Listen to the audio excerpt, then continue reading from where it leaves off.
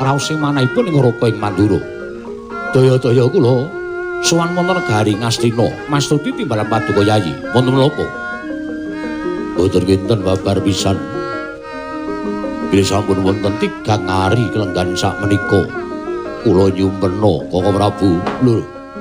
Nyumpena nggih kasinggihan mekaten. Ingkang kababar kawursita madaning pasumpenan. Boten sanes kejawi namung negari Ngastina menika kados keblabak banjir ludira ingkang ngendhangaken dampar kencana. Kakang Prabu, ordining pasumpenan menika menapa? Lho, nuwun pamunten.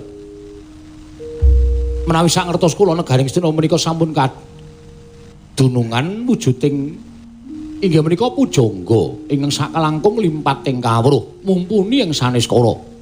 Boten sanes kejawi namung Bapa Penembahan Durna. Ing atasipun namung njlentrehaken babakan pasumpenan kemawon Tuka Paduka Yayi Prabu dadak ndangu dhateng Raka ing Mandura. Mbok inggih keparengani bali dhateng Paman Penembahan Durna ing Sokalima. Menika mbok menawi langkung pana. Rayi ngaten Paman. Nggih, kasinggihan mekaten. Kula nuwun sewu lho. Wonten pendhita ingkang monyor-monyor lenggah wonten negari Ngastina, mongko saben wulanipun dipun paringi prabeya saking negari Ngastina. Kok perkara impen kemawon kok panjenengan dadak ngrawuhaken anak Prabu Mandura. Mbok inggih, pandhita ing lenggah wonten negari Ngastina menika dipun dangu supados makarya, mboten kok namung tengak-tenguk. Menika tumrap kula kok nuwun sewu, mboten jumbuh, mboten sak traju kalian dedana ingkang sampun Paduka maringaken. Bodana wonten dawuh. Kula mboten badhe ngambali menawi dados aturipun ingkang putra Ngastina. Bodana sampun ngertos babakan pasumpenan ingkang Paduka lampahi menika nggih kasinggihan mekaten. Lole. Kentos waluh gembol monyor-monyor duning dungkul wana dadi alas-alas dadi wana. Menawi babakan pasumpenan menika kala westunipun leres ngendikanipun anak Prabu Baladewa kedahipun Paduka mboten sisah. Keraya-raya ndangu dhateng sowani rawuhipun anak Prabu ing Mandura. Liripun kula sampun mangertos kok nggih, werdinipun pasumpenan menika kala wau kula etang. Mawi etangipun tiyang lampahi pasumpenan inggih menika titiyani gandayani puspa tajem utawi kacitra kasudarsana kadara dasih.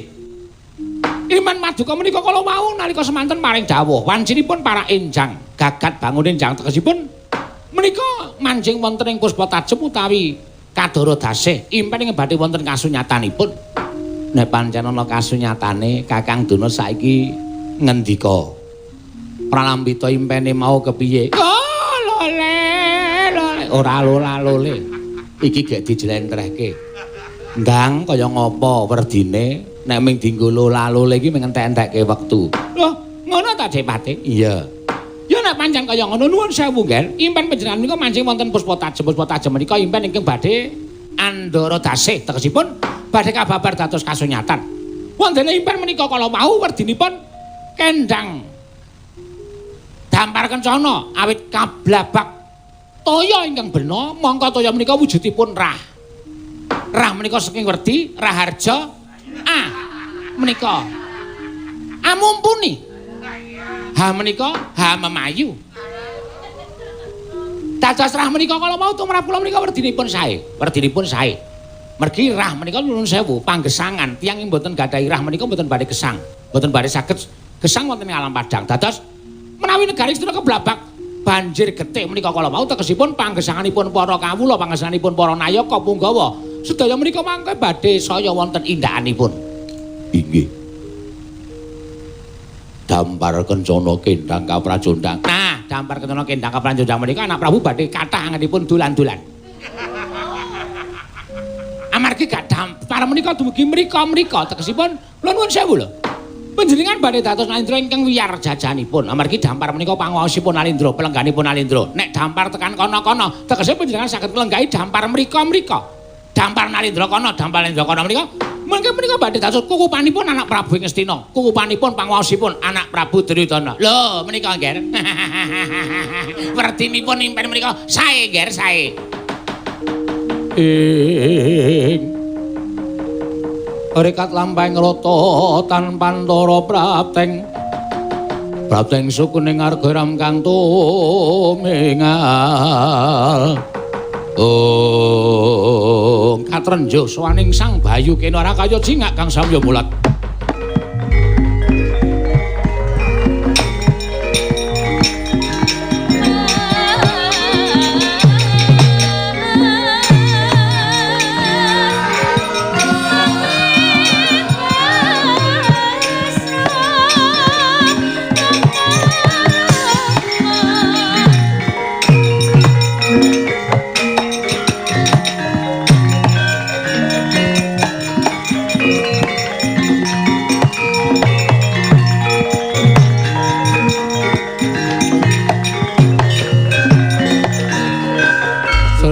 Maha Prabu Maha Prabu Duryudana nalon pangandikanira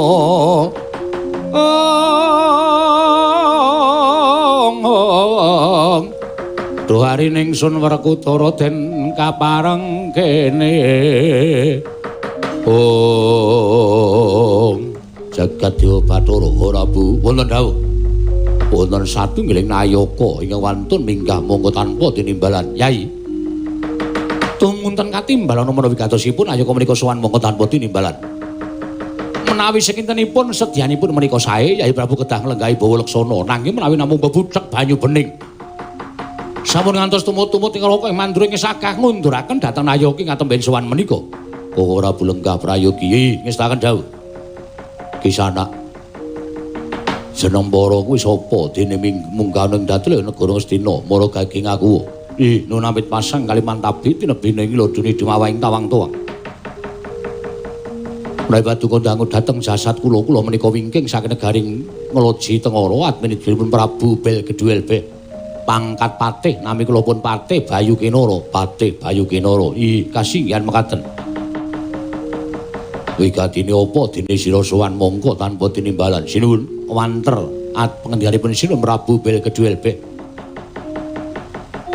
anggenipun mutus dhateng abdi sowan dhateng ngersanipun paduka Gusti kula ingkang sinuwun ing Ngastina sepisan ngaturaken sembah bektinipun Gusti kula mugi kunjuk angga kalih gandeng jagat menika sampun mangertosi lan jagat menika sampun kebrebeken dhateng kumandhangipun Alendra Ngastina inggih Prabu Duryudana nuwun pangapunten Tuhun Alendra ingkang watak angkara budi candala mila kersanipun Gusti kula ingkang Sinuwun Prabu Belgedwelbe samangke Gusti kula Prabu Duryudana keparenga anyingkiraken pambegan ingkang awon tuwin watak ingkang tansah nalisir saking angger-anggering kautaman monggo mumpung tasih jembar kalangane mumpung tasih padhang rembulanipun Ratu Gusti kula Prabu Belgedwelbe ingkang sagah anuntun anggen paduka badhe kundur wonten margi ingkang leres sampun ngantos mangke dados kamurkanipun Gusti kula Prabu Belgedwelbe menawi ngantos dados kamurkanipun Prabu Belgedwelbe nadyan sesembahan kula menika saking negari ingkang namung sakyuping payung nanging boten badhe wang-wang menawi bedah negari Ngastina iblis lanat karepe dhewe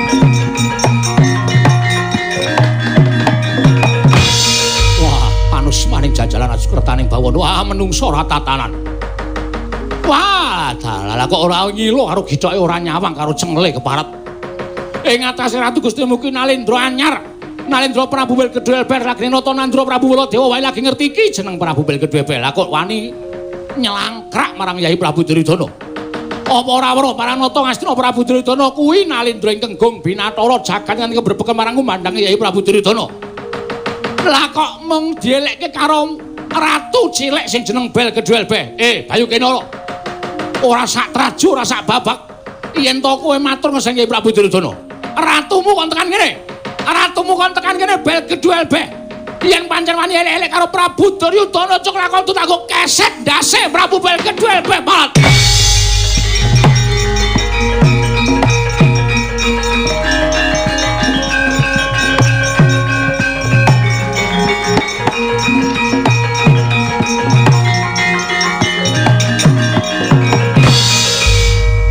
karepe dhewe kowe wani ngina kalawan Ratu Gusti Prabu Belgedwelbe Prabu Baladewa aja sumungah sesungaran aja sombong aja umuk Nadyan kowe Nalindra tiyang agung jagat nganti keberbeken marang kumandhange Prabu Baladewa.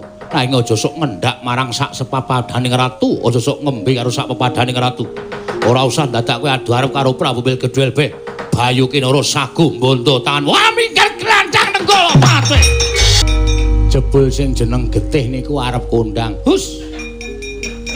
Mbok ora sok omong kaya ngoten niku Dipati. Sing jeneng pambatange wong niku iso bener iso kleru ngoten. Ah niki jane sing dadi sumbering perkara menika anak Prabu Baladewa. Lah kok ngendika kok sapenake dhewe. Ana sirahku arep dadekke keset, nggih ta? Napa wangun? Ayo mesti nesu wong sing jeneng keset niku mung saka napa niku? Kelapa dituthuk niku napa jenenge? Merambut. Nah. Niku mbut niku. Nggih. Pendhita elek tenan. Lah ora ngerti jenenge ya. Pripun, Jen? Kula ajeng ngetapaken para Sada Kurawa Koko Prabu dipun amping-amping ngantos sampun ngantos kawon dalan Bayu Kinara. Ini wis tenaken jauh.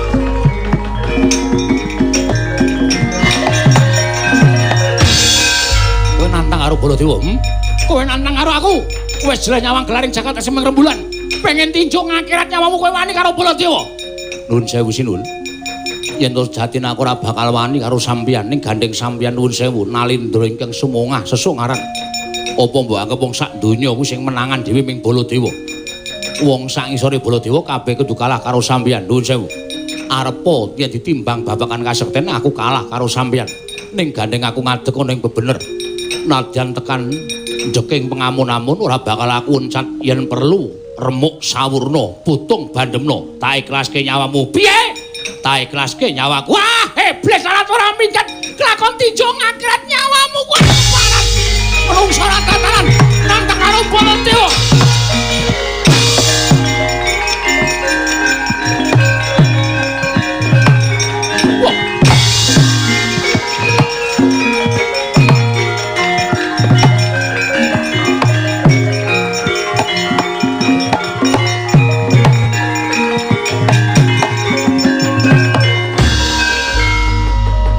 Meneng kendel datanmu bah datanmu sik Sang Bayu Kinara nalika semanten ing cipta lamun anan Dinata Mandura Prabu Baladewa tangeh bisa unggul juriting Sang Bayu Kinara mila sigra matek jaya kemanden asta den tumpangake dada angrapal mantram sakti tingkem kang nitra tanun ingkang pinanteng amung panguwasaning dat kang murawing dat dadak sakoleng mangke kawis tingal wonten pletiking agni ingkang medal saking tutuking Sang Bayu Kinara saya gedhe sak lumbung Bandung bubar para sata.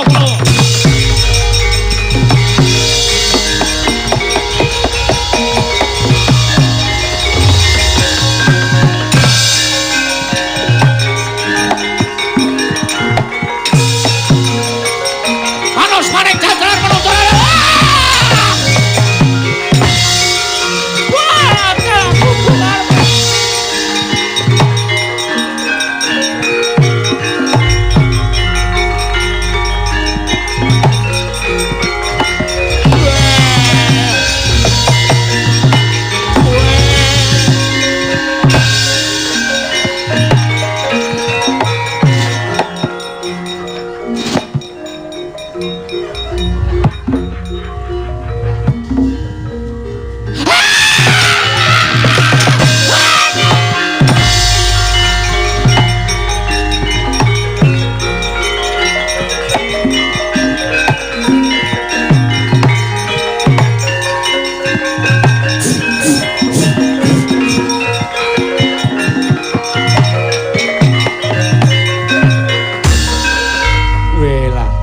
Bayu Kinara ora kena disangga enteng Kakang Durna. Ngetokke geni sak lumbung bantung anak Prabu Mandura melayu sipat kuping lawan anak Prabu Duryudana mbuh menyang endi metu alun-alun pepungkuran. Metu sasana inggil. Nggih. Sampeyan ora ngerti kok Dik Pati. Ketake kula niku kaya kepenuk kena angin alun-alun. Nggih. Liyer-liyer. Kula ngerti geni terus melayu sipat kuping. Ora ngerti wong kula merem. Oh. Konten suara mak kritik. Geni kok ngerti nggon merambut.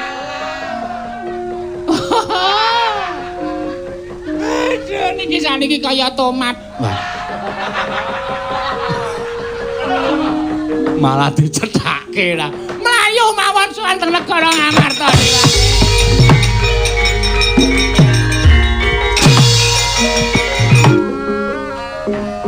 Koko Prabu Sarawu Paduka Kanjeng Koko Prabu estunipun namung badhe kula suwuni priksa krana dinten sak mangke jagat menika ngantos kebrebeken kaliyan ngumandhangipun Alindra enggal ingkang mapan wonten ing praja Ngloji Tengara ingkang sayektos akarya reking para Nalindra satemah sami raosan babagan Alindra menika kala wau Yayi kula nuwun mapunten nadyan ingkang raying Dwarawati semanten ugi praja ing Dwaraka sedaya para kawula samya hujat krana ngawuningani pekabaran inggih menika Nalindra Ngloji Tengara ingkang jejuluk Prabu Belgeduelbeh mongko nyatanipun ngumandhangi Nalindra menika kala wau mboten damel kuwatosing para Nalindra tuwin para kawula awit Nalindra menika kala wau miturut pekabaran ingkang sampun kula tampi tansah teteken ati suci pepayung budi rahayu anjejegaken adil tuwin bener Koko Prabu kasinggihan mekaten malah ingkang mekaten kaselak raos ing manahipun ingkang rayi Ngamarta pun Darma Kusuma menapa mboten langkung prayogi menawi para Pandhawa sambet memitran lan Prabu Belgeduelbeh inggih Nalindra Ngloji Tengara krana tumrap ingkang rayi Ngamarta menawi punta sakadang saged sesambetan kaliyan Nalindra ingkang tansah nenaken dhateng kautaman miwah kabecikan tanwandi saya kukuh bago kekuatanipun Nalindra Ngamarta nuwun kadang-kadang paduka para Pandhawa Koko Prabu miat langening kalangguan aglar pandan moncar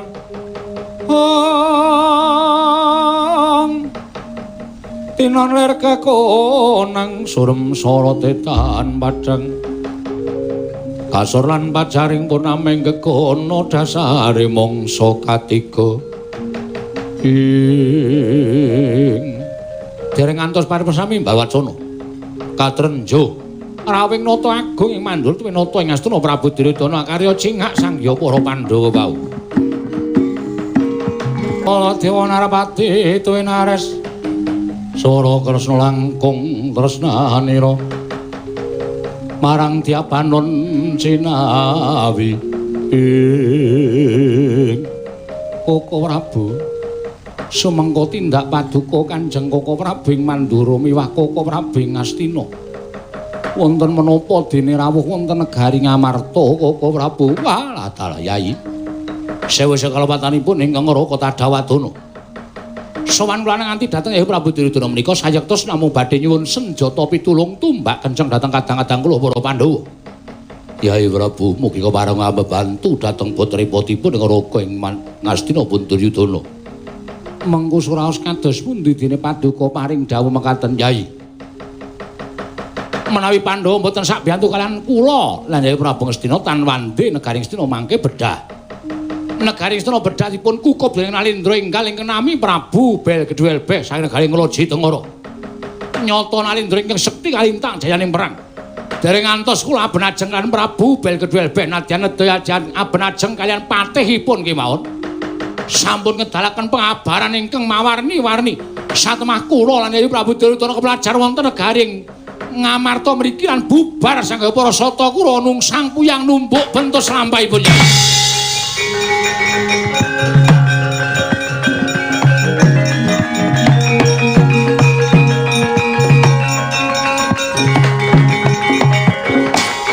mengko suraos kados pundi dene mekaten pakartinipun Prabu Belgeduelbeh mongko nyatanipun pawarta ingkang kula tampi Nalindra Ngloji Tengara tu Nalindra ingkang tansah nengenaken dhateng kautaman lah kok teka mekaten babaring kasunyatan Koko Prabu wah samenawi kula jlentrehaken sak mangke nadyan saratri menika mboten badhe wonten pundhatipun sawanipun Bayu Kena anggenipun badhe mbedah negara Ngastina Yayi ngemuti beli negari Ngastina menika kagunganipun para Pandhawa menapa Pandhawa badhe mentala nyumurupi negari menika dipun jeki dening Nalindra Ngeloji Tengara Prabu Belgedwelbe Werkudara Janaka pun Kakang bantunen Nyai.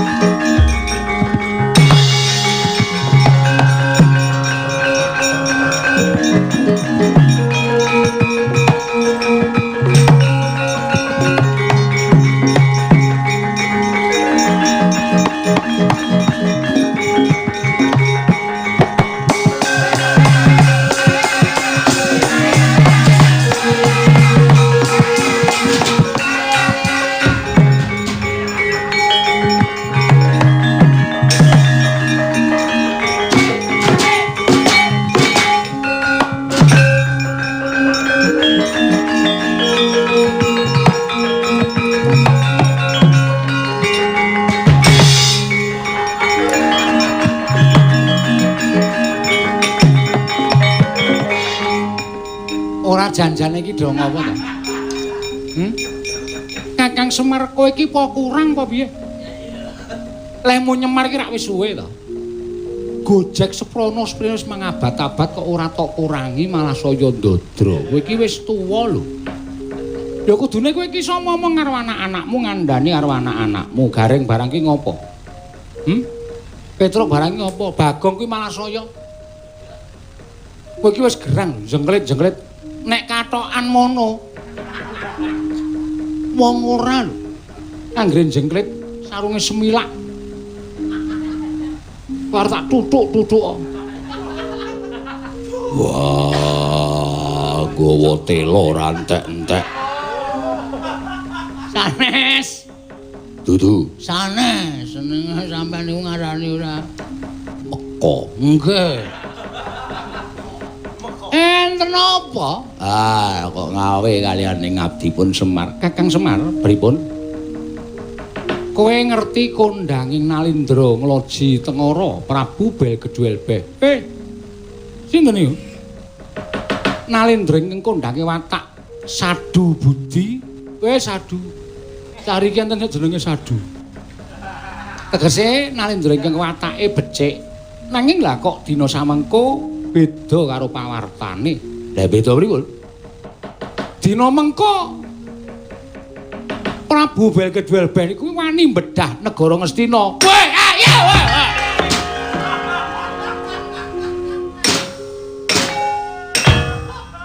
Sing kaget aku wae.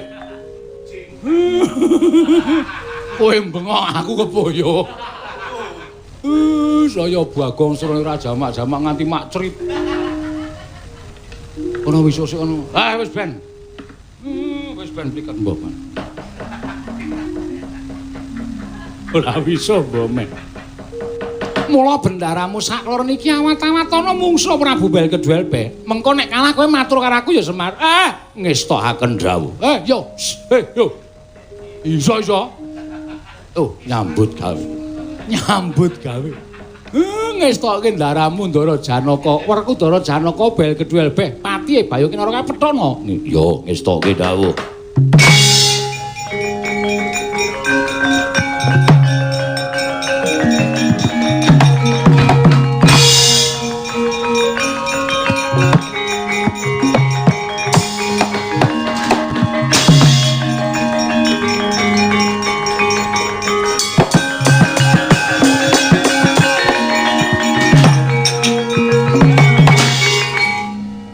Sik. Bapakmu kae mengarep ronoe kok dadak mundur sik. Ha niku torpedo. Sing niku torpedo. Dadi nek arep maju niku dundurke sik. Ora iso nek langsung maju. Ora niku kuno kok ya. Lah rak ngono ngerti ta kok nggih. Ayo nolo garing monggo. Dadi sampean nyuwuk gending niku mung takon perkara torpedo niki, Pak. Ya mung gumun arep maju kok dadak mundur. Ayo wong tuwa kaya karangan. Kok gawe marem. Wiwit aku momong wong tuwane nganti tekan peputra mongko wis gagah-gagah. Lah kok iki malah padha pating gruduk rawuh mrene Nala Gareng. Iki ndara-ndaramu putra-putra Pandhawa padha rawuh ana ing Karang Kadempel. Wah, jan ya melu marem ya, Truk. Arep mingsak nyawang kowe. Awak dhewe ya ngerti laire Ndara wis anggene biyen piye. Awak dhewe yo ngerti laire Ndara Antasena biyen piye, laire Ndara Karkaca piye, Ndara Abimanyu piye, laire Ndara Antarja piye, saiki wis kaya ngene iki rasane kaya kiai ya, Truk. Heeh. Aku kelingan jaman laire Ndara Gatotkaca biyen, ya. Bayi abang cemplungke kawah Candra Dimuka, dijedi dijer awake, balunge copoti kabeh, ganti wesi kabeh. Nek ngono kae robot ya, Truk. Ayo iya, mula nek nesu awake kaya tembaga. Oh. Awake kaya tembaga, awake dadi balung kabeh, dadi wesi kabeh. Balung apa wesi, Tru? Dadi wesi kabeh. Barang yo le omong kleru ora ya entuk wae. Aku kelingan laire Ndara Antasena biyen. Lho, kowe ngerti to, Gong? Ngerti. Sesar kuwi. Wah. Mula rak wonge gleleng to kalung usus. Heeh. Mula ndugal kewarisan. Sing lairke Ndara biyen Ndara Antasena iki laire ning ndi? Anu nang ngendi kuwi?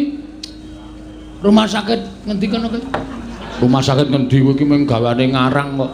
Ndara Antasena iki lair ora dingerteni sapa-sapa, ngerti-ngerti goleki bapakne. Kuwi eneng lakone. Ora kok ndur lair sak. Kowe ran jaman semono ora nunggu. Heeh. Wong kene wis cetha kok ya mesti ana sing nyetel HP ya, Truk. Ha iya. Ya wis ben karang ya kesenengane dhewe-dhewe kok. Heeh. Oh, kae seru banget ting ting ting ting ting. Mongko ya do duwe HP ya pamer apa ya? Ora ngerti aku. Ndara, wilujeng rawuhipun.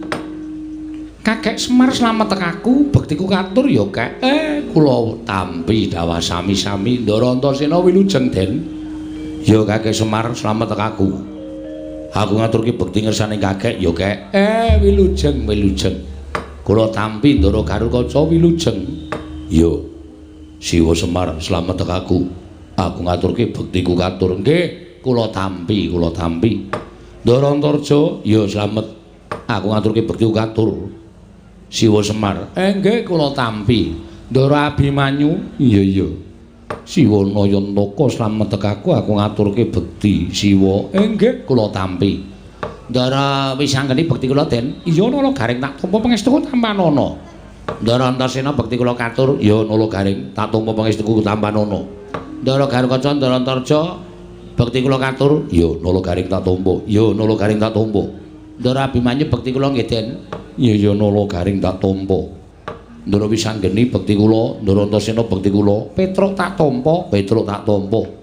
Ndara Karkaca, Ndara Antarja bekti kula, ya Petruk tak tampa, ya Petruk tak tampa. Ndara Abimanyu bekti kula nggih, Den. Ya Petruk tak tampa pangestuku tampanana. Ya Gong gentenan. Ndara wis anggeni Ndara Antasena, Ndara Karkaca, Ndara Antarja, Ndara Abimanyu nglantaraken bekti kula kunjuk. Kok dirotone ngentek-entekke wektu. Meng ngaturke pambagya setengah jam dhewe. Iya, Bagong tak tampa pangestuku tampanana. Ya Bagong tak tampa pangestuku tampanana. Ya Bagong tak tampa pangestuku tampanana. Ya Bagong tak tampa pangestuku tampanana. Ya Bagong pangestuku tampanana. Ngandel ora ming pangestu ta. Ora ana sing kecret sithik-sithik. Bagong sapa-sapa dijaluki, sapa-sapa ditembungi ora. Wong kaya kebangetan ora. Nun sewu. Lah kok janur gunung kadingaren. Rawuhipun Ndara-ndara kula lancur-lancur Pandhawa menika keparengipun Kakek Semar. Blaka suta wae satemene nganti lawan kadang-kadangku kuwi aku. Sampean iya. Lah sebabe Kakang Antasena nalika semono tak kanthi saka Ngrandu Gombala, Kakang Garwaca tak jujul ning Pringgondani.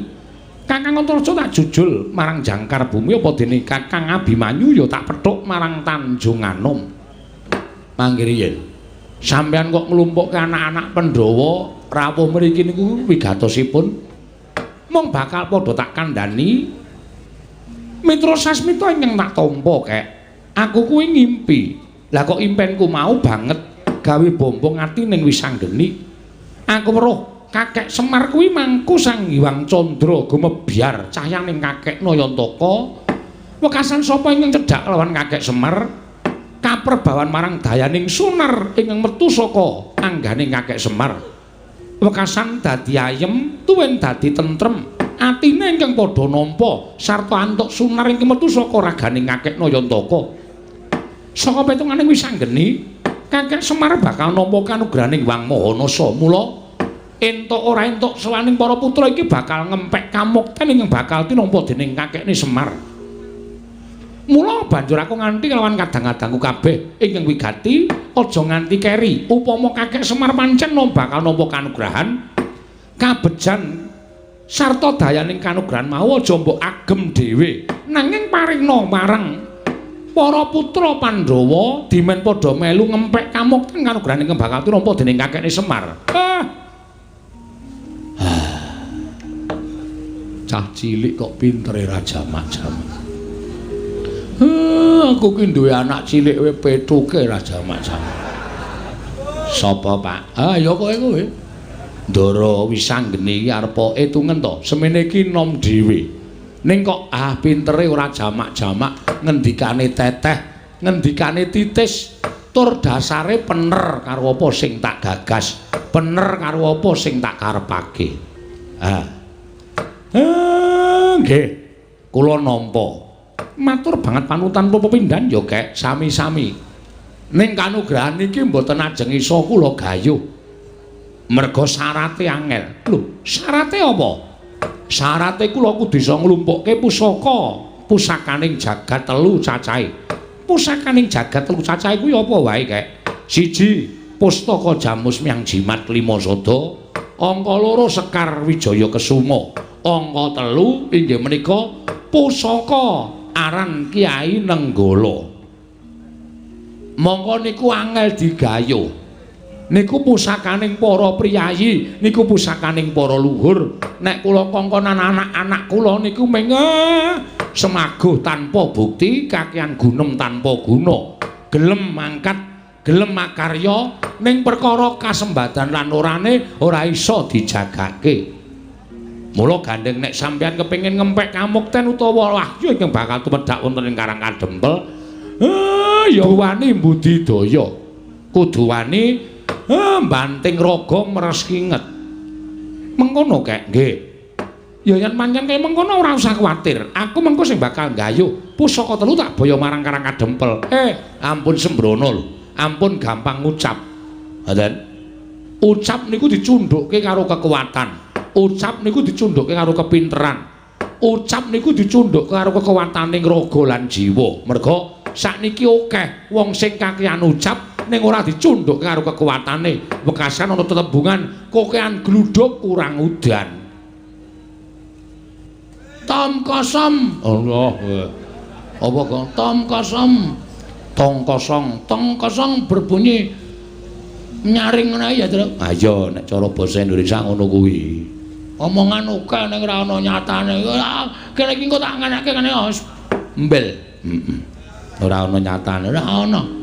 Lah niku nek sampeyan sago ya sago tenan, ning nuwun sewu nek ming kandhek wonten ing lair, mboten sah mawon mangke ndak malah ribet-ribeti. Kek aku karo Kakang Antasena yang bakal budal marang negara Ndrawati ing wigati nyuwun ngambil Sekar Wijaya Kesuma. Nek ingkang wa mboten pikantuk, aku nggawa Kakang Antasena nek perlu takon ngamuk ning negara Ndrawati. Lah niku jenenge jilih ning nganggo kekerasan kaya ngenten niku.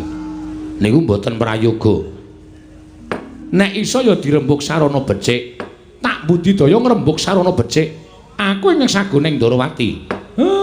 Lah terus aku ingkang sagu marang negara Ngamarta. Nyuwun ngampil Dharma Kusuma. supaya pusaka tak boyong marang Karangkadempel bareng karo adhiku Abimanyu. Matur nuwun. Lah sing teng Mandura nek pancen aku dipercaya aku tak budal ning Mandura. Siwa Semar, aja kuwatir. Aku bakal nyuwun ngampil senjata Nenggala. Ndara Wisanggeni kali Ndara Antasena, Ndara Garkaca kali Ndara Abimanyu. Lah sampean kok ora duwe jodoh? Iya pancen aku mung ijin. Nek kira-kira tak wenehi kanca purun mboten. Nek pancen diparengake aku gelem. Bagong kowe melu Ndara Antarja. Aku ketoke arep masuk angin ya Pak iki. Wong mau cangkeme le omong bantere ora jamak. Waras apik kok bareng entuk gawean kok masuk angin. Wong masuk angin ki ra iso ditebak. Ketoke mau waras ngerti-ngerti terus meriang terus kerokan ya pirang-pirang kowe iki ora terus ngalahke aku ngono kuwi. Siji wong masuk angin, loro wong mati ora iso ditebak. Ana sing lagi tenguk-tenguk kepengin kedulungan wayu mejang. Ngerti-ngerti modar. Dasmu kuwi. Kowe nyemoni bapak kowe senengane ora. Mangkel aku. Wong aku ki masuk angin tenan kok mbok delok iki didemek. Terus iki bathuk iki. Oh iya panas ngono kok. Heeh. Nek kira-kira madang waras ora, Gong? Anu kuwi waras. Madang kok njur waras ora. Tergantung lawuhe. Oh. Nek ming tempe ya suwe 3 dina lek waras. Nek sate kambing ya karo tengah jam wis waras. Lah apa? Sate kambing. Oh iya. Lek tuku ki aja kuwatir. Nek tensine munggah aku ora tanggung jawab lho. Ora tau ndek tensi ya, Tru. Oh. Uteke ora panas. Ora bakal panas wong ora ndek utek aku. Ha iya. Kula suwun nek pancen pun saguh, nggih saguh mawon. Lan kula ngaturaken panuwun ingkang tanpa pepindhan. Dene ndika Ndara pun kepareng nyagahi menapa ingkang kula betahaken. Muga-muga rancak samukawisipun napa sing dijanjekke dening para dewa saged tumedhak wonten ing Karangkadempel sampeyan ngempek dayaning kanugrahan ingkang kula tampi Ndara. Tan samar pamoring sukma sinukmaya winayu ing asepi sumimpen telenging kalbu pambukaning warana tarlen ing endhog bleguduk swalu gembol Semarante awela iya aku Begawan Durna Semar. Apa kowe pangling karo aku? Mboten. Lah ya sawetara ora ketemu. Sing jeneng mripat tuwa niku ora kudu gagap-gagap to Premban. Loh, ya iso ora jeneng mokal wong dasare umurmu karo umurku ya wis tuwa tenan. Wilujeng Premban. Slamet tek aku Semar, niring sambikala praptaku. Salam taklimku katur marang kowe ya Semar. Nggih, kula tampi. Premban bekti kula kunjuk. Nala gareng tak tampa pangestuku Tampanana. Lho nggih. Bekti kula kunjuk Premban. Oh, Petro Kantong bolong matampa pangestuku Tampanana. Lho nggih. Sanget anggen kawula dadosaken jimat. Bekti kula kunjuk Premban. Oh, Bagong iya. Pangestuku Tampanana ya, Bagong. Lho nggih. Sanget anggen kawula dadosaken jimat. Dipun sekecakipun anggenipun lenggah. Wis ora kurang prayoga praptaku ning Karangkadempel. Eyang aku ngaturake bekti kunjuk. Lho, iki sapa iki? Aku Wisanggeni, Eyang. Oh, Wisanggeni ya putu. Pangestuku Tampanana ya Wisanggeni. Tak gegem dadekake jimat. Slamet Mbah Kakung. Loh. Sapa iki?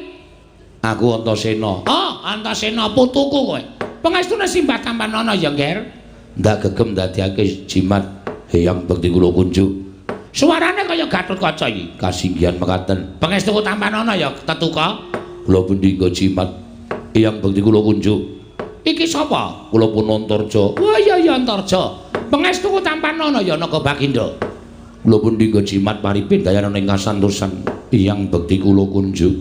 Oh iya. Anu sapa iki? Janaka. Sanes kula Abimanyu. Oh, Abimanyu putuku cah bagus. Pangestuku Tampanana ya Abimanyu. Kula pun dinggo jimat paripin dayaning ing kasantosan. Wah. Durna bapakku. Aku katurake bektiku katur. Lho, Werkudara ana suarane kok ora ana wujude. Werkudara pangestune Bapak Tampanana. Niki Bagong, Mbah. Oh, setan ki ora. Tating-ating kowe. Tak tingak-tinguki. Perkudara ora ana kok suarane ana. Wah, iya. Ya, Mbah. Aku aturake basaku. Kok suara gede banget suaramu kok, Kong. Coba balenono, Kong. Wah, wedian. Kok iso gede, Kong? Mbah iki yaine gede dhewe, Tru. Mbah ora tak kapak-kapake lho. Ha iya. Kok iso gede dhewe aku iki gumun ya. Heeh. Nuwun sewu penemban. Rawuh ndika enten apa wigatos? Lah kok janur gunung kadingaren rawuh enten Karang Kadempel. Oh, iki ngene ya Semar. Mlataku nang Karang Kadempel kuwi ora saka karepku dhewe. Nanging pancen aku diutus dening anak Prabu Duryudana supaya aku sowan ning Karang Kadempel ing wigati kowe tak kandhani. Kowe tak kandhani ya Semar. Kaget penggalihku duk nalika semana aku tinimbalan dening anak Prabu Ngastina. Lan aku diparingi dawuh yen to anak Prabu Ngastina nampa sasmitaning dewa, yen to jagat iki bakal ketiban kanugrahan. Wondene apa ta wujuding kanugrahan mau? Ora dingendikake dening dewa ingkang paring sasmita kalawan anak Prabu Duryudana. Nanging mung diparingi dawuh yen to Ngastina kuwi bakal saya kuncara anjayeng bawana. Yen to linenggan dening Semar Badranaya ora ketang mung telung kedheping netra. Bebasane ora ketang mung sak siring bawang sak umuring jagung sak uruping damar. Kuwi Ngastina bakal dadi negara ingkang kuncara jagat ingkang berbegen marang kumandange negara Ngastina. Mula tumuli anak Prabu Duryudana utusan karo Begawan Dana ingkang wigati sawana ning Karang Kadempel. Dene wigatine kepengin mboyong kelawan kowe Semar.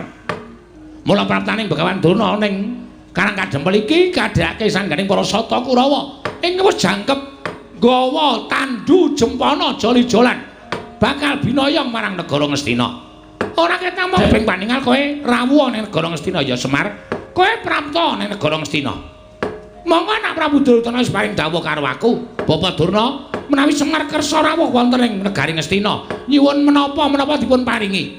Menawi perlu nyuwun brana picis, nyuwun wujuding brana picis hargya kencana jamrut hergeni dipun paringaken dhateng Semar Badranaya. Nyuwun pinten gerobak, pinten kereta, menawi perlu Karang Kadempel menika dipun guruki nganggo brana picis. Ngono ngendikane anak Prabu Duryudana. Mula Semar prataku ning papan kene kuwi ibarate kaya dene dewaning kamulyan. Ingkang bakal menehi kamulyan marang kowe lantaran anak Prabu Duryudana. Kowe rawuh sedhela wae ning negara Ngastina, balimu uripmu bakal mubrah-mubruh, uripmu bakal mulya, uripmu bakal ora kekurangan apa wae. Malah ngendikane anak Prabu Duryudana nek Semar gelem ning negara Ngastina sak lawase bakal pinaringan pangkat nujum paranpara ana ing Praja Ngastina, kowe bakal mukti ngawibawa Nyakrawati Mbau Denda. Omahmu ora bakal kaya ngene wujudane. Oh, Semar, kowe iki mesakake temen kok. Uripmu sarwa ngrekasa. Coba to, kowe ora ketemu aku pirang puluh taun. Mongko saka pewayanganku, kowe ora ketemu aku pirang-pirang taun kuwi bayang aku lho. Omahmu kuwi wis apik, omahmu kuwi wis becik. Ning kok panggah kaya ngene coba. Pendopo nek le pendopo, ning payone ana gendheng, ana seng, ana plastik. Apa kaya ngono kuwi wangun pendopo? Tur ing atase kowe iki abdi ning para Pandhawa lah kok iki rak lincak biyen kae ora ganti-ganti. Nganti dilemeki triplek barang. Uripmu kok kaya ora kepenak to Semar? Mula iki ana kalodhangan.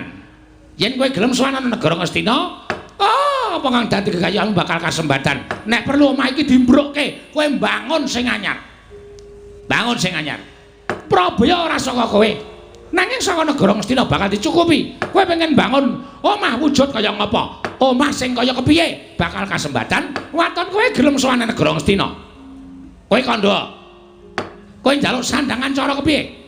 Kowe sesuweng ora mung suweng wujude lombok abang kaya ngene ketok peng-pengke. Kowe nganggo suweng sakurungan jago dumadi saka inten bakale kewer-kewer kupingmu. Ning mesti bakal kelakon. Mula kok kowe Semar ayo ta.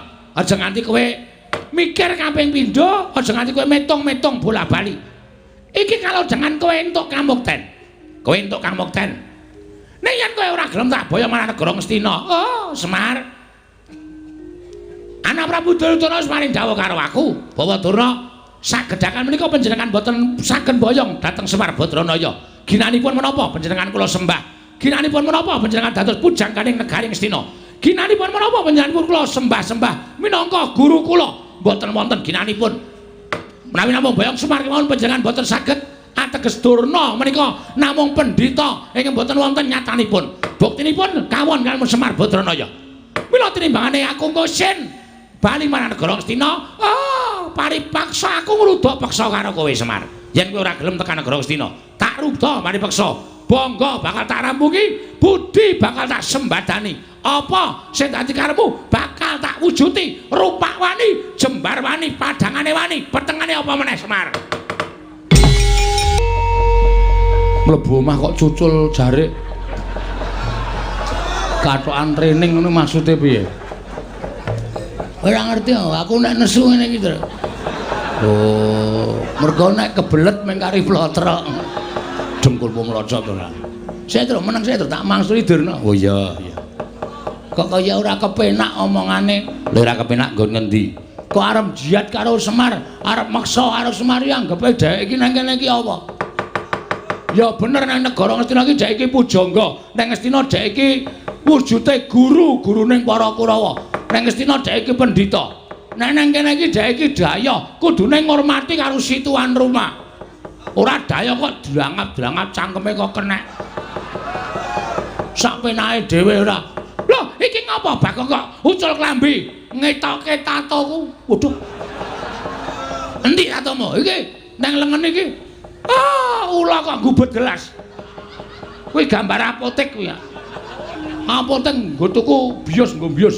Cengelmu ki apa? Gong ora ngawur gong. Men aku emosi aku. Aku nganti bapak kok nganti ame dipameri brana picis derajat pangkat iki.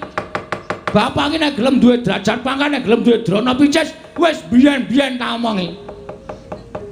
Aku wis krasa aku. Kerawan anak-anak Pandhawa ki karang kadempel ayem, tentrem manyes. Arep 39 derajat ning kanane dadi ayem, dadi sejuk. Kaya ana Esa. AC kok. AC kualik ora. Heeh. Anggepe rumangsane apa? Nang barang ketekan Durna kok saka 39 derajat kok rumangsaku kaya ngedep geni dadi 45 derajat. Muntup-muntup ning ngendas. Omongane ora enak. Omongane mesti gawe geger, omongane mesti gawe kisruh. Mbok sampean ki sadar menemban. Sampean ki pendhita lho. Sampean ki wis gelem nganggo serban, nganggo kethu putih. Kuwi sing suci aja mung sandangamu putih tok, ning atimu ya suci ya. Atimu ya resik kok. Nek sandangamu kaya ngono kuwi tak sebutake kowe pendhita ndok bosok kowe. Jabamu putih, jeromu mambu. Ora ana gunane sampean dadi pendhita. Meksa karo kawula cilik, apa mbok anggap Semar ki blereng karo brana picis? Ngene Bagong kowe aja nesu karo aku. Yen kowe iso mbujuk karo bapakmu Semar, kowe barang bakal entuk dhuwit, kowe barang bakal entuk derajat pangkat. Aku ora mendem derajat pangkat, Dur. Aku nek wis gelem duwe derajat pangkat ya wis pilihan iki wis dadi wakil rakyat aku. Nek ora gelem aku. Aku seneng berkesenian kok. Aku seneng budaya kok. Ngono.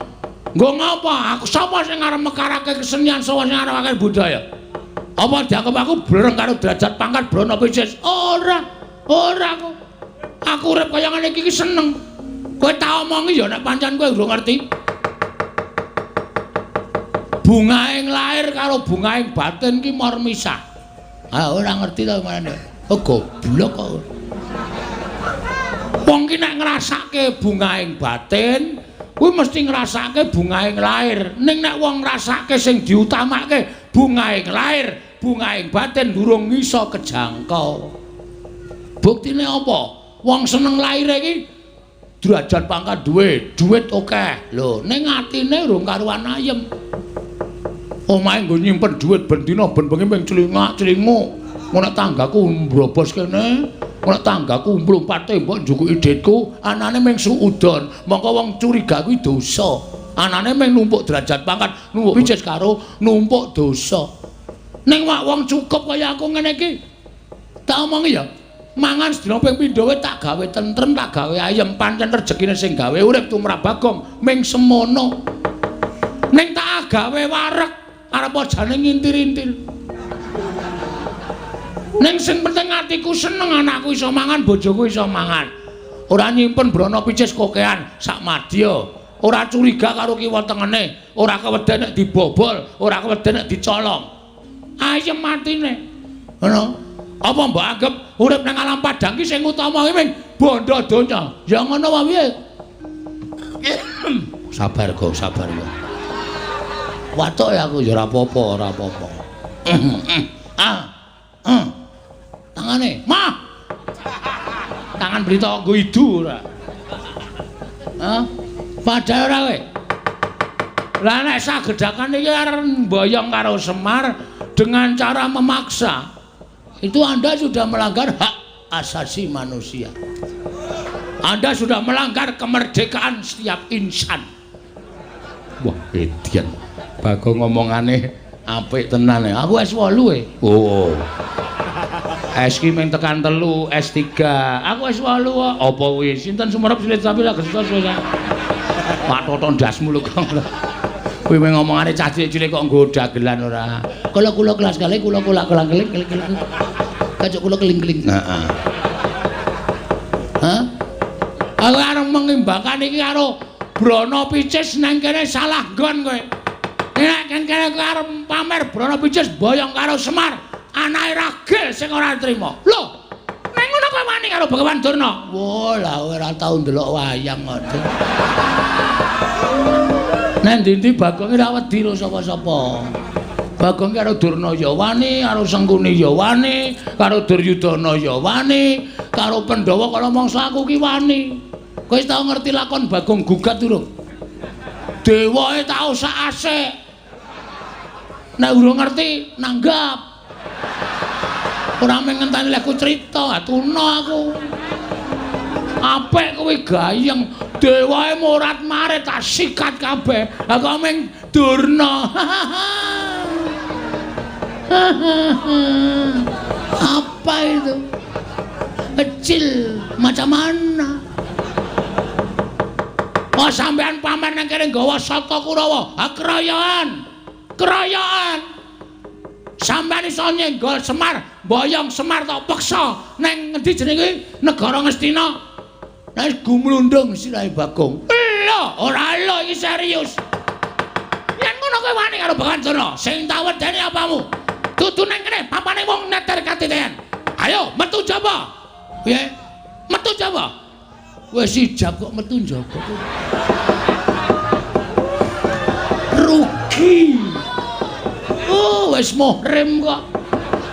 Anggo ngapa dedet-dedet gong tantil dasmu lho kowe. Cangkem elek ora. Kuwi mbok yo sing apik ora. Kuwi ngapa sing ngajari ya kowe ya. Bahane iki kan sing ngajari kowe. Nek ora ditokke sanggon-gon ora. Lah kuwi malah kurang ajar kuwi. Ditokke sanggon-gon kuwi. Ora yo ngregeti to. Oh, ora. Ayo, metu Jawa, tutut yo. Lakon makan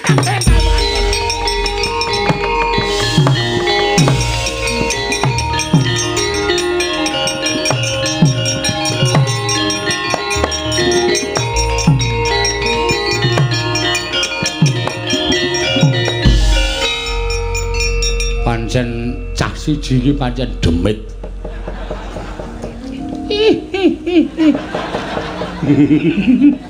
Aku kira ndelok polahe Bagong iso guyu dhewe dunekke demit ya. Lho kirik.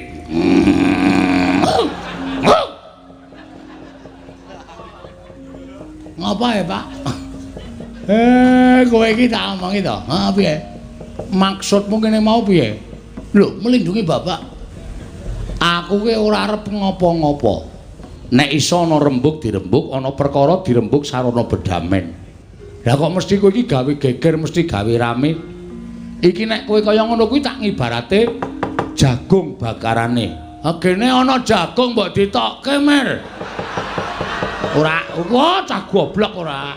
Jagung bakarane iki apa kuwi paribahasa, tanggung perkarane ngono lho. Kowe iki sing gawe perkara, kowe kudu nanggung perkarane. Maksudnya aku mungsuh Durna apa piye? Kowe sing gawe perkara ya kudu wani nanggung. Oke. Meng Durna iki kok pancen aku niat kepengin olahraga asine. Nandingi Kurawa. Gong Kurawa iki arep kaya ngapa digdaya-digdaya lho Le. Ora wedi aku. Lah terus kowe arep sing ngetok ndelke sapa? Ha iki ngopo iki doteng pendelik iki? Wo, setan iki ora. Mulane kok kendeli ra jamak-jamak. Nek ora ana iki aku ya meneng wae. Gandeng ana nom-noman iki gunane apa? Mula aku terus gleleng to menano apa jenenge sambil menyelam minum air. Tegese piye kuwi? Main ketok nek Bagong kendel. Ora ora ngerti nek sing tak tantangke iki piyai-piyai iki. Mangke tak aku ditonton wong semene kok wah Bagong gleleng tenan jane ya nul. Pancen wedhus tenan. Ndek, mbuh. Ora caturan. Ndara Antasena. Piye, Kek? Niki anak kula Bagong batur sampeyan wis gawean. Nyuwun ngapunten nggih, Den. Ora apa-apa. Gong, nun. Kowe wis tuwa, leren ngaso. Kula tak tandangane. Krungu ta kowe. Niki nom-noman sing tanggapi ngene iki. Bagong kowe rasa melu-melu Kurawa tak tandangane. Ndara Gatotkaca pancen jos. Bagong rasa melu-melu tak tandangane Bagong. Wah, Ndara Antarja nyos. Mengko kowe lingguhan karo aku, Bagong.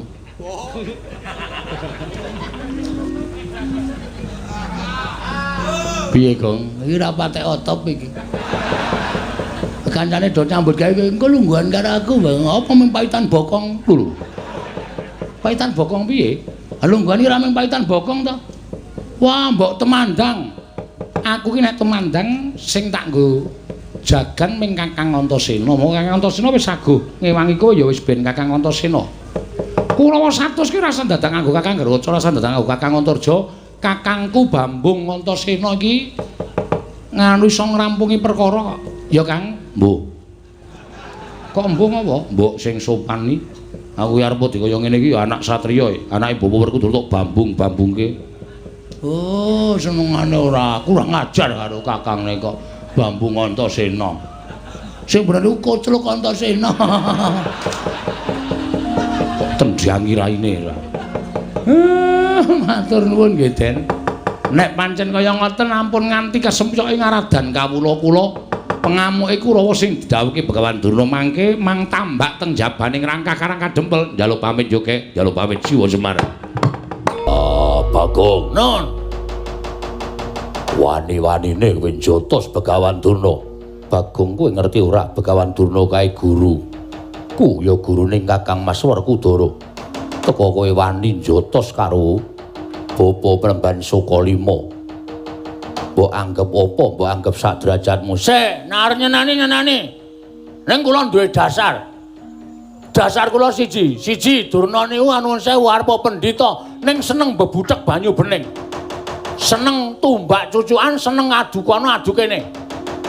Terus saniki kula tak takon, sampean kelingan mboten lakon-lakon sing mestina ana pendhita sing etok-etok gawe tentrem, etok-etok gawe ayem ning jane wing arep gawe kisruh jane wing arep gawe geger. Wong salwangsul. Sampeyan tau tate dijak teng negara Ngastina, suwita karo pendhita. Terus kon mateni bapak. Kelingan mboten? Kelingan ora?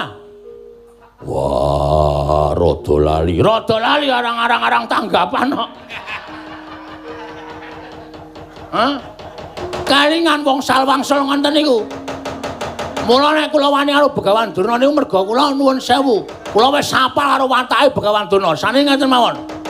Sampeyan kersa ngewangi kula kalih Petruk kalih Gareng mboten. Merga nika mesti nggawa Kurawa. Nek sampeyan purun ngewangi, ateges sampeyan tresna karo batur-batur niki sing ngetutke sampeyan ngladeni sampeyan wiwit kuncung nganti gelung, wiwit jabang nganti celaprang kaya ngono. Nek sampeyan abot guru sampeyan monggo ra masalah. Silakan sampeyan menyatu kalih Durna. Mung suwe ngene kaya manuk kuntul arep mabur itu. Ra mabur-mabur. Wani apa kowe? Ora, iki menggo jontrot swara. Ngoten. Pun abot sinten? Napa sampean mentala nyumurupi nyok kula kalih Petruk kalih Gareng diajar Kurawa? Wah. Pun mang pikir, ampun wawe. Sampean nuwun sewu kula tak takon karo sampean. Takon apa? Sampean lahir mbiyen wujud napa? Wujud bungkus. Pirang taun? 15 tahun. Nanti Neng alas Tibrosoro.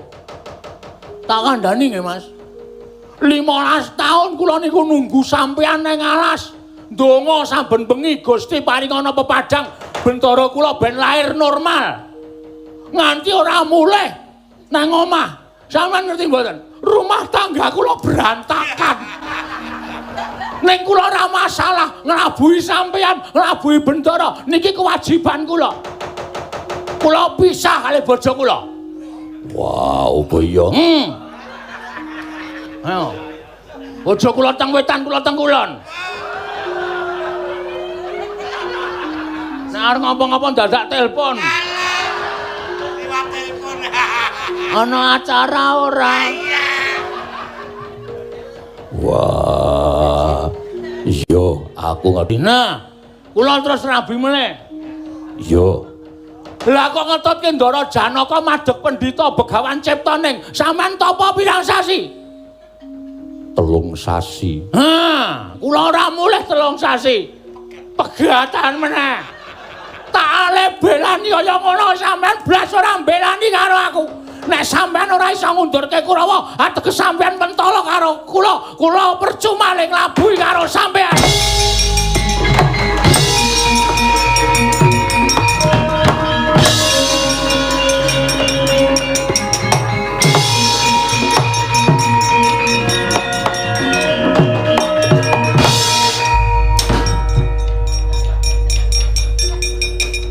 Rumangsaku seprene iki durung tau pegatane. Ame ngapusi ya. Kono ora ngerti cerita keluargaku. Terus Ndara Werkudara, Ndara Janaka ya ora hafal karo bojoku. Dadi mung tak apusi, sing penting kan slamet. Ha iki eleke nang kene iki, nang kene iki. Kowe golek bela ning sranane ngapusi.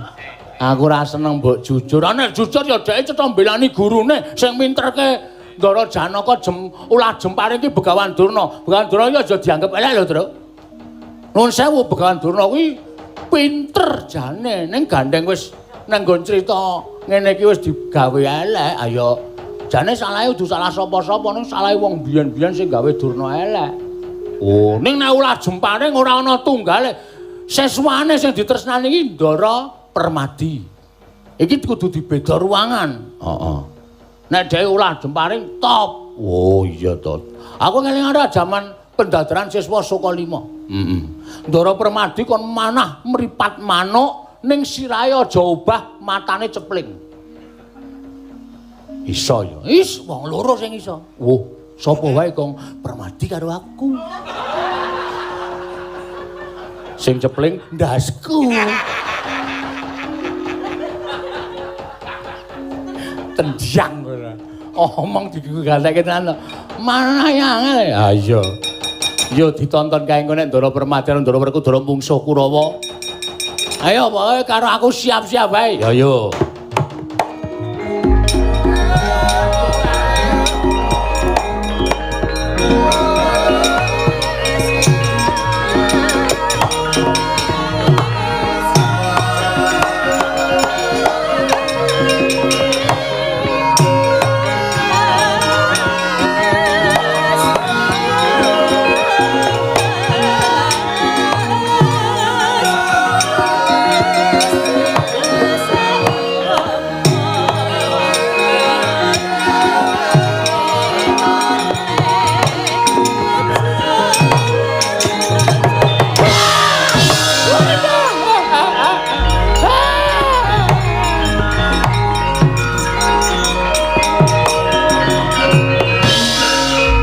Pandhita kang kirare wangsit pindha kombang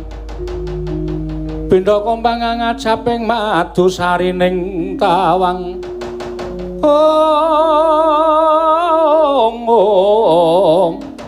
susah angin ngendi nggone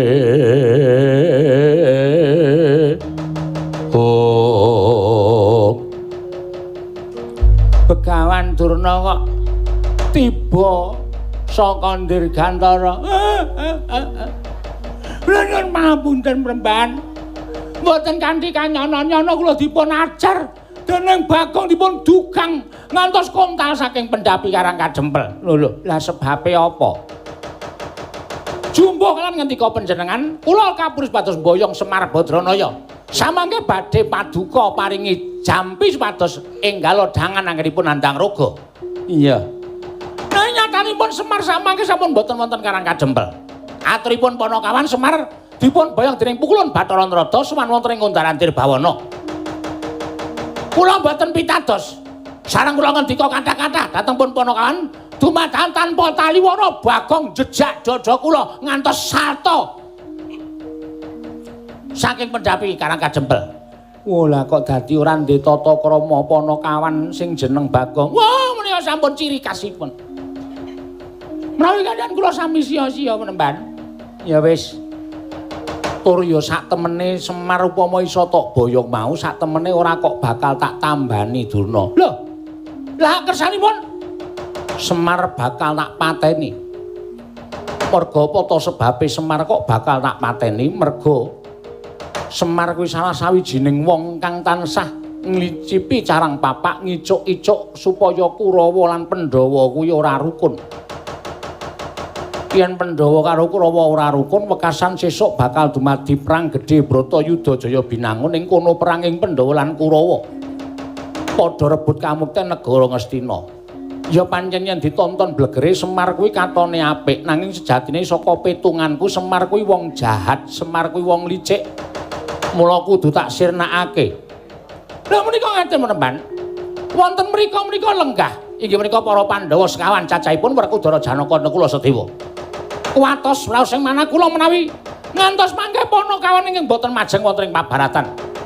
Ingkang gondheli Semar badhe kaboyong dhateng paduka penemban. Kumbara Dewa inggih namung Werkudara kaliyan Janaka. Kurawa ora sah melu-melu. Ngedhabiah kokean cacah ngrebda tanpa guna. Tak tandingani yen pancen Werkudara karo Janaka arep dadi pepalangking Kumbara Dewa.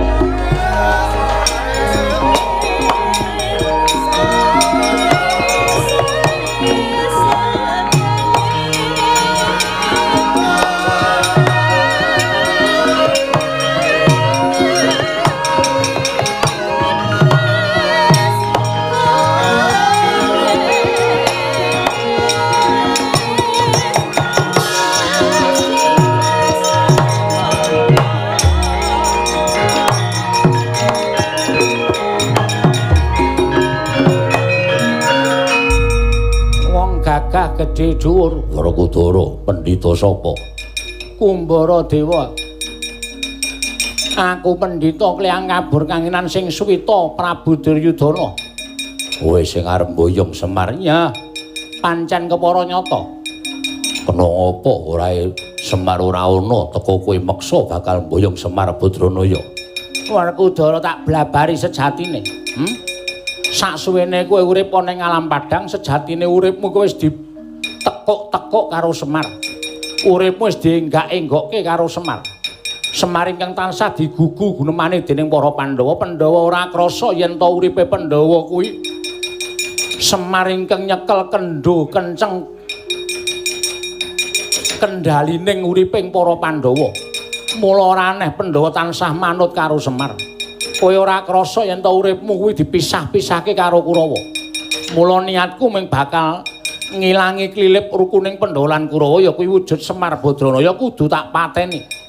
Wah, ora lidhok ujare wong daplok. Pendak-pendak Ngastina eneng pendhita mikar gawe kapituraning para Pandhawa.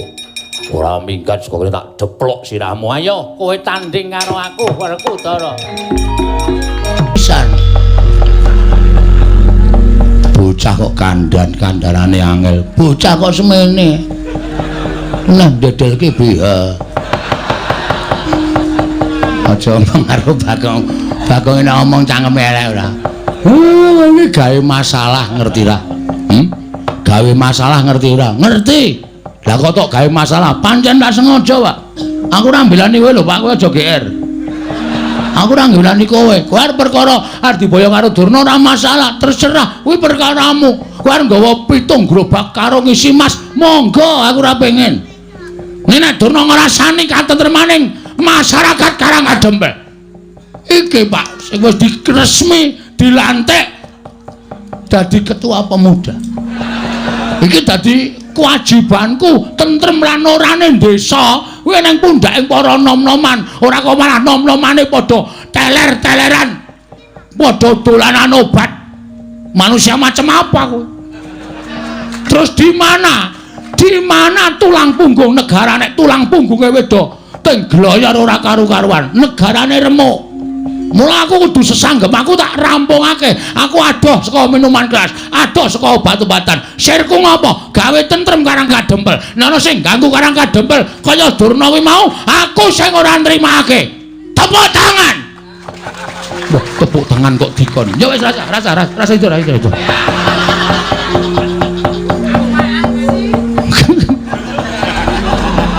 Dek, bocah kok senengane gawe heboh lho. Heboh nek ora heboh ora dadi senengi.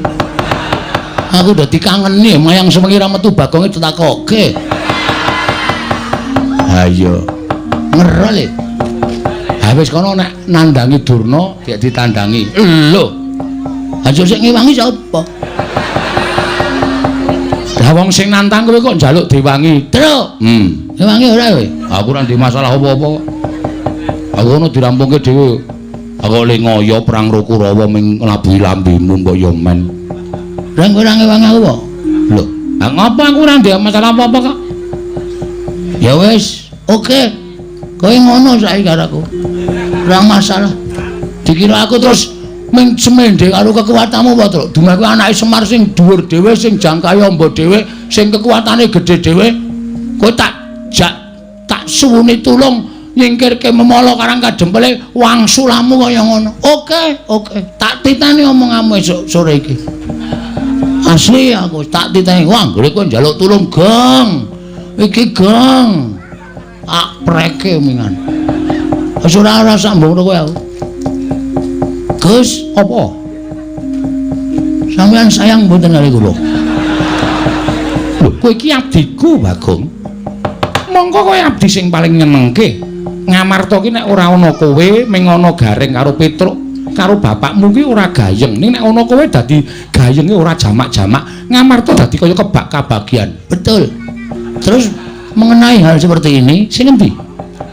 Durna niki wau lho, pun kula tantange. Sing nantang Durna sapa kula? Sampeyan prisa to? Iya, aku ngerti. Lah terus napa sampeyan mboten ngewangi kula? Lho, Bagong, kowe arep gelut karo Durna to? Nggih. Aja kuwatir, aku sing ngrampungi.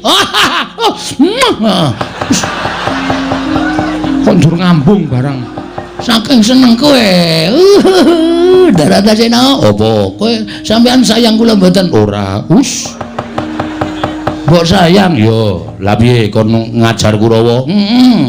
Wis kowe lungguh sing kepenak. Engko Kurawa tak jotosane. Asik. Ndara gak kaca. Piye, Bagong? Kula dipotoli sirahe. Yo, aja kuwatir potolane. Wong sik drat-dratan langsung dicabut ae. Yo. Ben rusak ora iso didandani. Yo. Ndarantarja, apa Bagong? Kula disemburi ape? Yo, semburane. Ben do mlonyo awake men do mundur saka Karangadembel. Yo, engko nek Durna mangkano maju perang krubut wong pirang-pirang. Yo, aja kuwatir. Ndara Bimanyu, apa Bagong? Sampeyan tahu to? Pas ngelak niku kula goleke unjukan mlayu aduh banget nganti kula gembrobyos. Iya. Pas teng-tengah ngalas kelingan to? Iya. Pas pados Wahyu Cakraning ra? Iya. Dados pendhita? Iya. Kelingan mboten? Kelingan. Berarti lelabuhan kula gedhe tumrap sampeyan ora bakal tak lalekake. Saniki kula nek ke taman kanan kelingan mriki panjenengan pripun? Aja kuwatir aku mbelani kowe. Sip. Ora butuh kowe nyok. Lah edan yo. Bagong ngrayu sapa-sapa kok ya iso to ya. Padhake ora butuh kowe, terus ora butuh Gareng. Iki lho rekan-rekanku. Wis siap nandingi para Sata Kurawa. Ngoten. Ha wong ya urung do mangkat kok. Kaya kowe iki bombong-bombongo. Oh iya ya. Niki lajeng mangkat methuke Kurawa njeng napa? Lho, aku manut kowe. Kowe iki ketua pemuda to. Aku manut ketuane. Oke, ketua pemuda memerintahkan anak-anak Pandhawa budal sekarang menemui. Aduh, kok. Lho, ana apa? Anu Sata Kurawa. Dibuat mundur. Pukul mundur para Sata Kurawa. Mangkat saiki, Bagong. Budal samrika. Ngestoke dawuh, Bagong.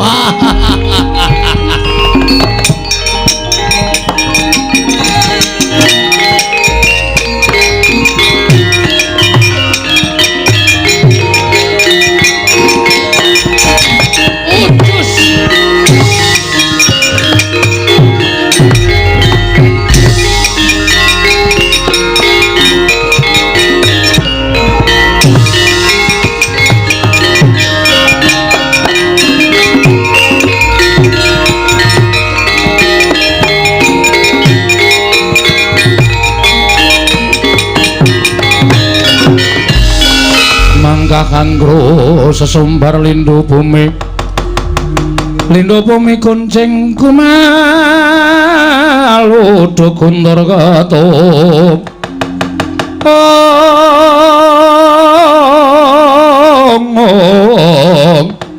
rumembak penyukang kumambang dosang Wisnu Bathara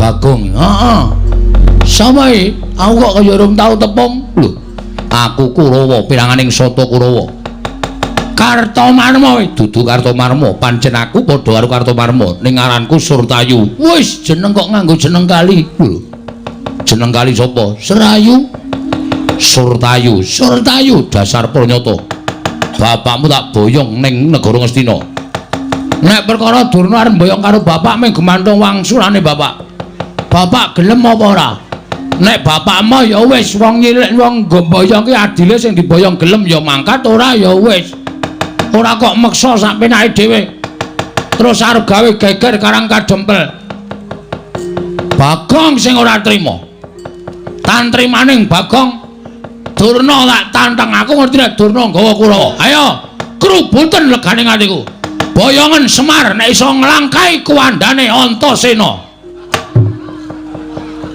ngapae? Aku sing tok ajokke. Ha sampean iki aja ngewangi kula mboten, ngewangi kowe. Aming ditantangke kok nesu. Wong iki wong tuwa dikeplak. Salah kok omongane ting clemong sak penake dhewe. Pun pokoke sampean siap, begitu niki wani sikat. Yo. Karo ketua pemuda ora kena ngeyel. Iya, iya. Nyepelekke ora. Iki jagoku. Lho, Antasena. Heeh, Pakde. Aku sing ngewangi Siwa Badranaya ya kakekne Semar. Nek Pakde Surtayu ora gelem mundur sak Kurawanu aja takon dosa aku sing ngarep mundurke Kurawa. Mulane Bagong gembilo sirahe gleleng pacake. Jebul didombani karo Antasena. Pancen bener, nek ora ana iki apa wani aku. Aku wonge jujur kok. Gandeng ana para putra Pandhawa mula lambeku sak penake dhewe ling jeplak. Mergo aku dikewang karo anak-anak Pandhawa. Ayo. Sirnana Ndara Antasena boyongan Semar. Nadyan kowe diwangi anak-anak Pandhawa sepuro kekuatane anak Pandhawa. Apa kira-kira iso ngalahke para Sata Kurawa sing dadi nyatane minggir jajale Antasena. Siap Den, siap Gong. Maju. Yo. Jebul kabeh sing dikandhake Bagong ana nyatane. Sing dikandhake Petruk eneng nyatane. Lelakon dibaleni meneh. Kurawa nyraya pendhita gawe srana patine Semar. Kakang Mas menapa sampun ayun-ayunan kan pandhita saking Astina wis tuwa ning kadigdayane kedapi-dapi. Awakku digrayang. Wah, ndrodhok ora duwe kekuatan. Janaka ora iso ngundurke dudu adhiku lanang.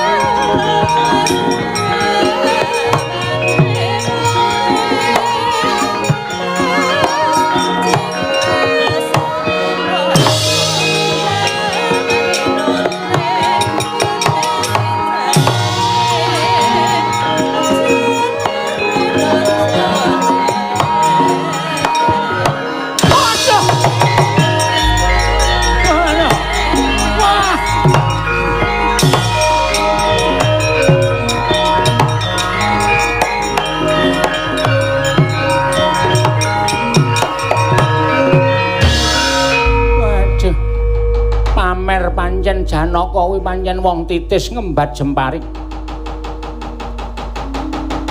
Kena udengku meh wae lukar. Gawe wiranging begawanku Mbaradewa. Ya, ya. Kowe ijik enom. Kowe ijik titis ngembat olah kridaning jempare ning aku wong tuwek kaya ngene iki ora permana. Kalah titis karo kowe aku luwung meguru karo kowe Janaka.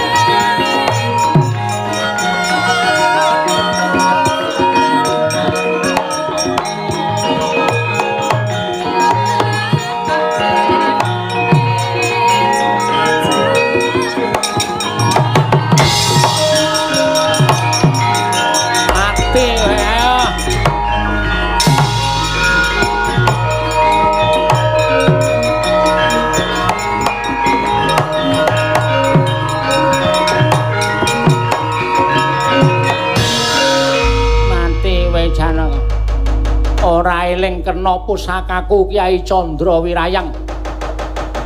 Kowe ora duwe kekuatan kowe tak bondo. Tak lebokke ana ing kantong pusakaku sengara kowe iso nglawat mesti bakal tekaning mati.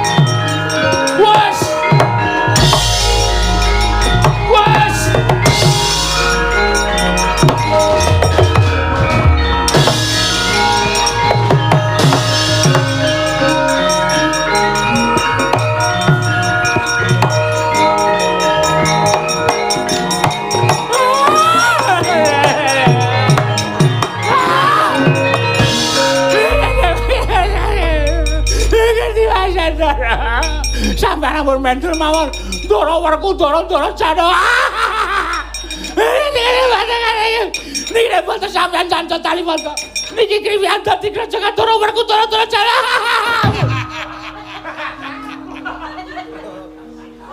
Anarkis.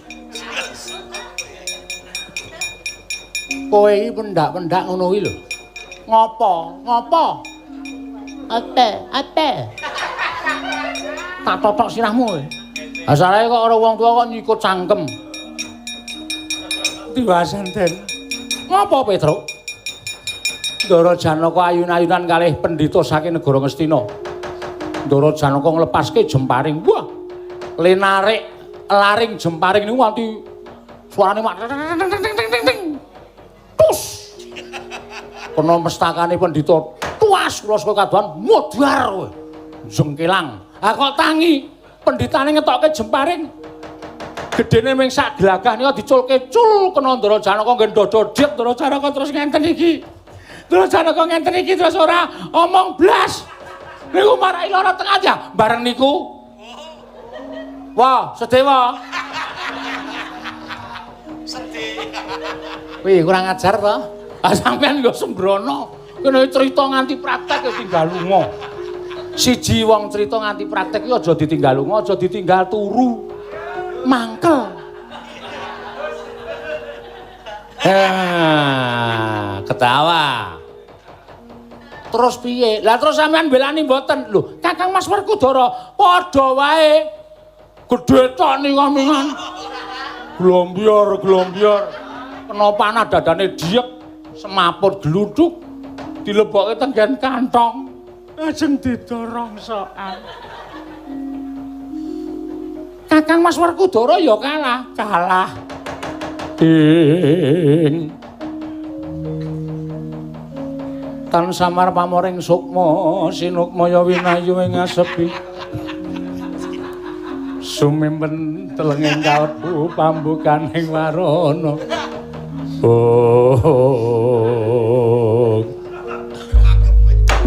apa ora sah melu sedakep aku ki lagi matek aji pameling aku lho ya pamelang kowe nek ora sembrono gah. Ayo wis menengo. Nggih. Suli mboten. Iya to? Iya. Atan samar pamoring sunga.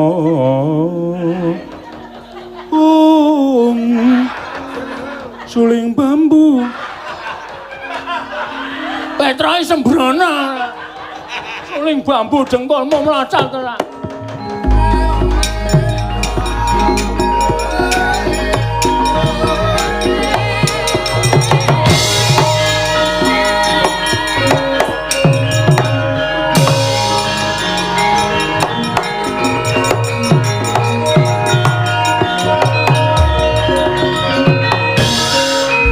Todian Gatotkaca tinon mapakarya suta tekapira Kresna parta maneher saktinira ing ujaran wang-wang semunggar cita Gatotkaca wonten timbalan paman kowe tak kandhani ya aja kaget apa to sababe dene pun paman nimbali kelawan sliramu Karang Kadempel dadi Karang Abang merga ketekan Jago Ngastina pendhita anyar katon nadyan wis kladuk yuswa nanging kadigdayane ngidap-idapi buktine pamanmu Madukara kepikut dening mungsuh lebu wong tuamu ya kuwi wong tuamu Kakang Mas Jatipati uga kepikut mungsuh ngger Gatotkaca Wirana kula nyuwun pamit nerajang barisane mungsuh kosek kowe tak timbali ora takon belani wong atuamu kebarengipun Panakawan lebokno ana ing kampuh klebu pamanmu sakloron kebareng bali nang Amarta. Perkara iki diwadul Kanjeng Kaka Prabu Puntadewa, yen ora Kaka Prabu Darmakusuma ora rampung-rampung perkarane.